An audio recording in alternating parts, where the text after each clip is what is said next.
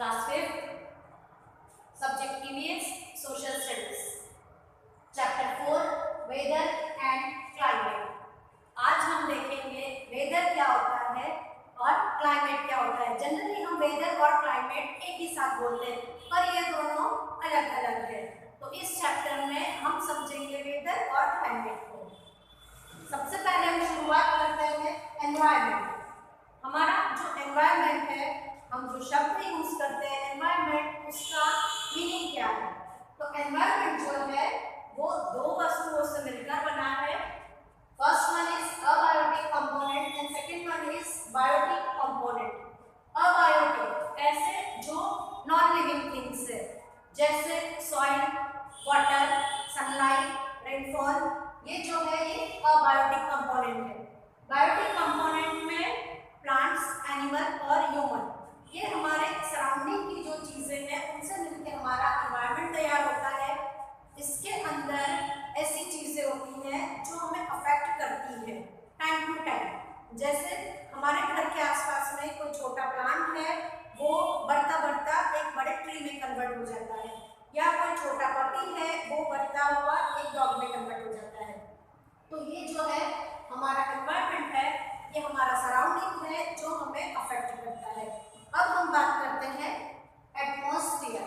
हमारा जो एटमॉस्फेयर हम वर्ड यूज करते हैं, एटमॉस्फेयर एक्चुअली है क्या। एटमॉस्फेयर जो होता है वो किसी भी प्लैनेट का एक ऐसा ब्लैंकेट टाइप हम बोल सकते हैं जहां पर कॉम्बिनेशन ऑफ गैसेस है पूरे प्लैनेट के सराउंडिंग में, उसे हम कहते हैं हमारा एटमॉस्फेयर। तो हमारा अर्थ जो है वो भी एक प्लैनेट है, तो हमारे अर्थ को चारों तरफ से गैसेस ने कवर कर रखा है। डिफरेंट गैसेस डिफरेंट अमाउंट में प्रेजेंट है, तो इससे जो तैयार होता है उसे हम कहते हैं एटमॉस्फेयर। अब हम बात करेंगे वेदर। वेदर जो है यह हमारे डेली रूटीन का एक ऐसा जिसके अंदर हम रहते हैं, जो हमें अफेक्ट करता है, ऐसा एक एलिमेंट है। जैसे मैं आपको कल की बात बता रही हूँ। कल मैं मेरे घर से स्कूल के लिए निकली, तो मेरे घर की तरफ में छोटे छोटे से बादलों के टुकड़े थे और बीच बीच में से कहीं सनलाइट आ रही थी। प्रॉपर सनलाइट नहीं आ रही थी और प्रॉपर बादल भी नहीं छा रहे थे, तो हम बोल सकते हैं कि धूप और छांव की लुका छुपी चल रही थी। जब मैं स्कूल में आई तो यहाँ का जो माहौल था, यहाँ पर बादल नहीं थे, पूरे दिन सनलाइट था। शाम को जब मैं घर पे गई तो बारिश शुरू हो गई थी। तो एक ऐसा माहौल या एक ऐसी कंडीशन जिसमें time to time frequently changes हमें देखने को मिलता है, वो होता है हमारा वेदर। वेदर में बहुत सारी चीजें होती है जो हम इंक्लूड करते हैं, जैसे रेनफॉल या क्लाउड्स। बादल होते हैं लेकिन बरसते नहीं, बादल होते हैं बरसते हैं, रेनफॉल। सनलाइट या सनलाइट नहीं होता, या विंड, हवा चलती रहती है। तो कभी कभी हमें एक ही दिन के मौसम के अंदर बहुत ज़्यादा चेंजेस मिलते हैं। इसी मौसम को चांस फ्रिक्वेंटली हमको डेली लाइफ में भी एक ही दिन के अंदर बहुत सारे अलग अलग मौसम दिखते हैं, इसे हम वेदर कहते हैं। वेदर और मौसम एक ही बात है। अब हम बात करेंगे एलिमेंट्स ऑफ वेदर। ऐसी कौन से ऑब्जेक्ट्स हैं या ऐसी कौन सी चीजें हैं जो हमारे वेदर को चेंज करती है। जैसे रेनफॉल। कभी कभी हम देखते हैं कि मौसम एकदम साफ होता है, अचानक से बादल आ जाते हैं और बादल बरसने लगते हैं, तो ये हो गया रेनफॉल। कभी कभी होता है, कभी कभी लंबे समय तक बारिश की जरूरत होती है तब भी नहीं होता है। Humidity. Humidity means water vapour का प्रेजेंस इन एयर। हमारे आसपास की जो एयर है उसके अंदर जो वाटर वेपर है उससे जो तैयार होता है उसे कहते हैं ह्यूमिडिटी। एक और वर्ड यूज होता है मॉइस्चर। मॉइस्चर और ह्यूमिडिटी दोनों वाटर वेपर की प्रेजेंस होती है, लेकिन जो मॉइस्चर होता है उसके अंदर लिक्विड फॉर्म का वाटर होता है। जैसे मैं आपको एक्सप्लेन करती हूँ, मेरे पास में एक कपड़ा है,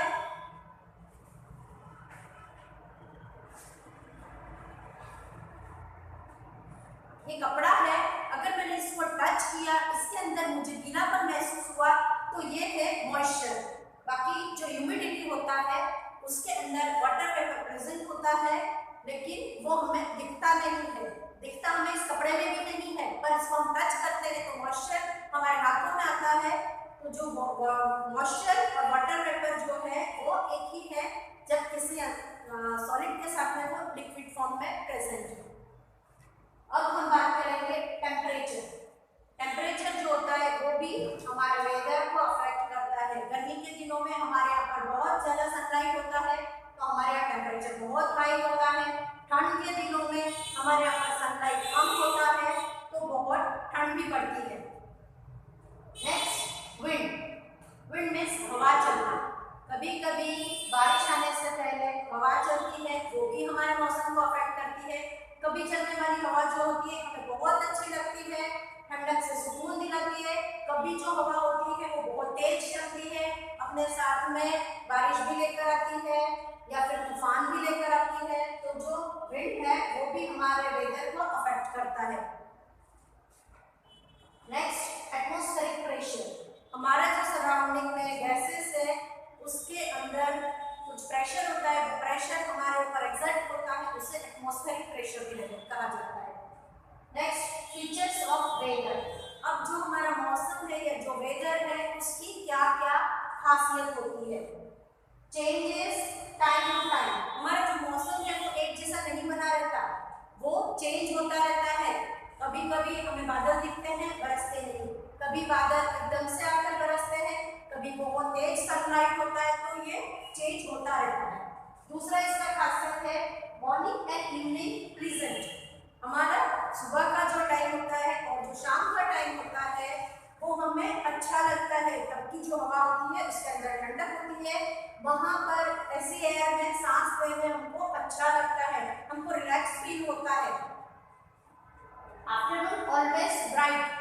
दोपहर का जो समय होता है उस समय में सनलाइट हमारे यहाँ पर बहुत अच्छा मिलता है, तो एकदम ब्राइट और खिला हुआ मौसम होता है और गर्मियाँ भी पड़ती हैं। अब हम बात करेंगे क्लाइमेट।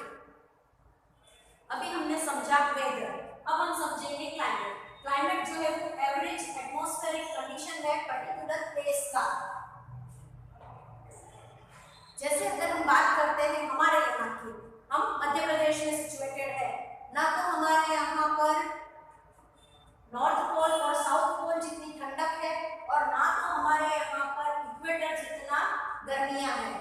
तो हमारे यहाँ का जो क्लाइमेट है वो ना तो बहुत ज़्यादा ठंडा है ना तो बहुत ज़्यादा गर्म है, और जो क्लाइमेट होता है वह 20, 25, 30, 35 सालों बाद चेंज होता है। पर्टिकुलर एक पैटर्न होता है किसी भी जगह का क्लाइमेट का। अगर हमको कहीं हिल स्टेशन पर घूमने जाना होता है तो हम पहले उसका इंक्वायरी निकालते हैं कि वहाँ पर अगर हम मार्च में जाएंगे तो वहाँ पर हमको क्या सामान ले जाना पड़ेगा, अगर हम सितंबर में जाएंगे, अगर हम जनवरी में जाएंगे, तो वो होता है क्लाइमेट जिसके बारे में हम जानकारी देते हैं। एवरेज वहाँ का एटमॉस्फेरिक कंडीशन, वहाँ पर बारिश कैसी होती है, वहाँ पर सनलाइट कैसा होता है, हवाएं कैसी चलती है। तो किसी भी पर्टिकुलर प्लेस का एटमॉस्फेरिक कंडीशन जो होता है वो दूसरे प्लेस से अलग हो सकता है और यह चेंज होने में 25-30 साल लगते हैं। एकदम से वेदर की तरह यह चेंज नहीं होता। अब फैक्टर्स अफेक्टिंग क्लाइमेट। किसी भी पर्टिकुलर एरिया का जो क्लाइमेट होता है उसको कौन कौन से फैक्टर्स जो है वो अफेक्ट करते हैं। सबसे फर्स्ट है डिस्टेंस फ्रॉम इक्वेटर। हमने जब अर्थ को समझा था तो जो बिगेस्ट और लार्जेस्ट लैटिट्यूड है दैट इज 0 डिग्री, इसको इक्वेटर बना रहे। इक्वेटर पर सनलाइट जो है वो direct through out the year मिलता है, तो यहाँ का जो क्लाइमेट होता है वो हॉट एंड ह्यूमिड होता है। तो जैसे जैसे इक्वेटर से फ्रिजिड जोन की तरफ, ऊपर की तरफ हम पोल की तरफ में बढ़ते हैं या नीचे की तरफ पोल की साइड से हम बढ़ते हैं, तो क्लाइमेट जो है वो गर्म से ठंडे की ओर बढ़ता जाता है। Next direction, height above the sea level. यहाँ पर आप देख रहे हैं मैंने माउंटेन ड्रॉ किया है, तो आपको भी पता होगा जैसे जैसे हम कहीं माउंटेन्स पर जाते हैं तो वहाँ पर ठंडक होती है, तो सी लेवल जो होता है उससे जितना ऊंचाई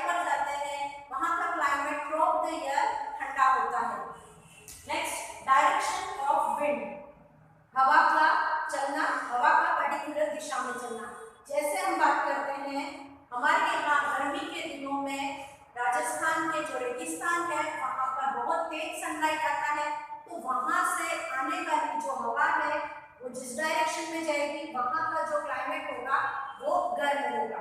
वैसे ही हिमालय की तरफ से आने वाली जो हवाएं हैं वो जहां पर भी आगे बढ़ती जाएंगी वहां का जो क्लाइमेट होगा वो ठंडा होगा। नेक्स्ट हम बात करते हैं डिस्टेंस फ्रॉम सी लेवल। अभी हमने बात किया था हाइट फ्रॉम सी, अब हम बात करेंगे डिस्टेंस फ्रॉम सी, समुद्र से कितनी दूरी पर। अगर समुद्र से ज्यादा दूरी पर है तो बहुत ज्यादा क्लाइमेट में वेरिएशन नहीं देखने मिलते। अगर समुद्र के पास में है कोई एरिया तो वहां पर सुबह और शाम की जो हवा होती है उसमें ठंडक हमारे प्लेन एरिया के कंपैरिजन में थोड़ी ज्यादा होती है। वहां पर मॉइस्चर और नमी भी प्लेन्स की कंपैरिजन में ज्यादा होता है। अब हम बात करेंगे ह्यूमिडिटी एंड रेनफॉल, बारिश। हर एक पर्टिकुलर प्लेस जो है उसका सिचुएशन के अकॉर्डिंग रेनफॉल का एवरेज अलग अलग होता है। हम प्लेन्स में रहते हैं तो हमारा जो रेनफॉल का एवरेज है वो 40 to 45 इंचेस पर ईयर है।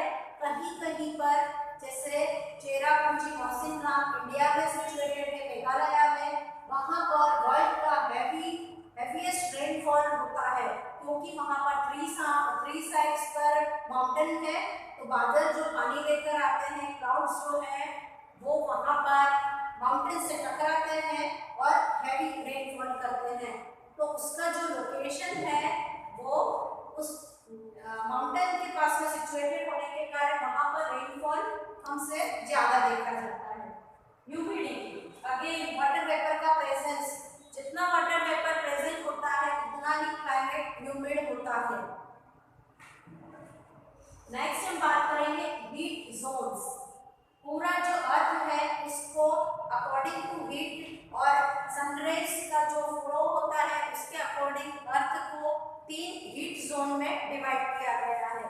अब हम बात करेंगे 0 degree latitude that is equator, equator से 23.5 डिग्री नॉर्थ, 23.5 डिग्री साउथ, इसके बीच में से हम ट्रॉपिक ऑफ कैंसर और ट्रॉपिक ऑफ कैप्रिकॉर्न कहते हैं। इसके बीच में जो होता है उसे टॉरिड जोन कहते हैं। यहाँ पर through out the year sunlight मिलता रहता है, सनलाइट डायरेक्टली मिलता है इसलिए इसे टॉरिड जोन कहा गया है। यहाँ पर पूरे 12 महीने बहुत ज्यादा तेज धूप होती है और ह्यूमिड क्लाइमेट होता है और रेनफॉल भी होता है। नेक्स्ट है 66.5 degree north to 66.5 degree south, इसके बीच का जो है उसे टेम्परेट जोन कहते हैं। टेम्परेट जोन जो होता है वह इक्वेटर से ऊपर की तरफ में और पोल्स से नीचे की तरफ का हिस्सा होता है। यहाँ पर ना तो बहुत अधिक ठंड पड़ती है साल भर, ना तो बहुत अधिक गर्मियाँ पड़ती है क्योंकि इक्वेटर से उसका डिस्टेंस ज्यादा है और पोल्स से उसका डिस्टेंस थोड़ा कम है। दूसरा है फ्रिजिड जोन। फ्रिजिड जोन उसके नाम से ही समझ में आता है कि यहाँ पर ठंड बहुत होती है। नॉर्थ पोल और साउथ पोल जो है यह फ्रिजिड जोन है। आर्कटिक सर्कल जो है नॉर्थ में, एंटार्क्टिक सर्कल है साउथ में। यहाँ का जो एरिया है यहाँ पर 12 महीने स्नो रहता है, बर्फ रहता है, कभी भी बर्फ पिघलता नहीं है, इसलिए ये जो एरिया होते हैं उसे फ्रिजिड जोन कहते हैं। अब हम बात करेंगे लैंड ब्रिज और सी ब्रिज, ये भी हमारे क्लाइमेट को अफेक्ट करते हैं। डिस्टेंस फ्रॉम सी जो हमने समझा उसमें है अगर सी लेवल जो है वहां पर नाइट के टाइम में लैंड का जो एयर होता है वो ठंडा हो जाता है और पानी का जो एयर होता है वो गर्म होता है। तो जो गर्म एयर होता है वो एनवायरनमेंट में ऊपर की तरफ में उठने लगता है। तो जो ठंडी हवा होती है वो गर्म हवा का प्लेस ले लेती है। तो लैंड से जब ठंडी हवा सी तक जाती है तो इसे लैंड ब्रिज कहा जाता है। लैंड ब्रिज हमेशा लाइट पे चलती है, मैंने यहाँ पर मून ड्रॉ किया हुआ है। अब हम बात करते हैं सी ब्रिज। सी ब्रिज जो होता है वो जब प्लेन्स या लैंड का जो हिस्सा होता है वो बहुत गर्म हो जाता है तो वहाँ की गर्म हवा जो है वो पानी की सतह पर आ जाती है और पानी की सतह की जो ठंडी हवा है वो जमीन की सतह पर आने लगती है। यह दिन के टाइम में होता है, इसे सी ब्रिज कहा जाता है। तो जो सी ब्रिज और लैंड ब्रिज होता है वो इसलिए होता है क्योंकि पानी की कंपैरिजन में लैंड जो होता है वो जल्दी ठंडा होता है और जल्दी गर्म भी होता है। तो जब लैंड गर्म होता है तो लैंड की जो हवा होती है गर्म होने के कारण ऊपर उठ जाती है, तो पानी की जो ठंडी हवा है वो उस प्लेस को कवर कर लेती है। तो इसे हम लैंड ब्रिज और सी ब्रिज कहते हैं। तो आज हमने वेदर और climate, factors, elements of weather, features of weather, factors affecting weather, climate, factors affecting climate, land bridge, sea bridge and heat zones explain किया। heat zones को आपको बहुत अच्छे से ड्रॉ भी करना है।